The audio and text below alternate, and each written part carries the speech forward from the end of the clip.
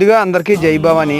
మన దుర్గమ్మ భవానీమాల దీక్షలో ఇది 3వ రోజు అండి. అలాగే first day second day videos కూడా మన ఛానల్ లో పోస్ట్ చేశాను. ఫస్ట్ డే మేము పీఠకం పెట్టిన గుడి దగ్గర అయితే పడి పూజ చేసాము. అలాగే 2వ రోజు మన ఊరు పక్కన ఉన్న ఉత్తరకంచి పూజకైతే వెళ్ళాము, కోటి కుంకుమాభిషేకం పూజకైతే. అలాగే 3వ రోజు మన శక్తికి భక్తికి ధైర్యానికి మనం ఇంకా ధైర్యంగా నిలిచే ఆంజనేయ స్వామి గుడి దగ్గర అయితే ఈ రోజు పడి పూజ అయితే చేస్తున్నాం స్వామి. మా పీఠకం దగ్గర దీపారాధన చేసుకొని ఆంజనేయ స్వామి గుడి దగ్గరికి అయితే వచ్చి పడి పూజ చేస్తాము.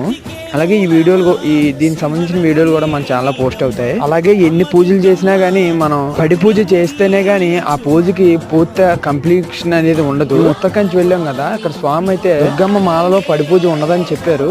కానీ నా పాయింట్ ఆఫ్ వ్యూలో ఏంటంటే ఈ దుర్గమ్మ పూజలో పడి పూజ ఉండకపోవచ్చు, కానీ మనం పూజ చేసినప్పుడు పడి పూజ అనేది చెయ్యకపోతే కంప్లీట్ అవ్వదని నా ఉద్దేశం. భవానీలు అందరికీ పడి దొక్కడం చూసుకొని తొక్కండి భవాని.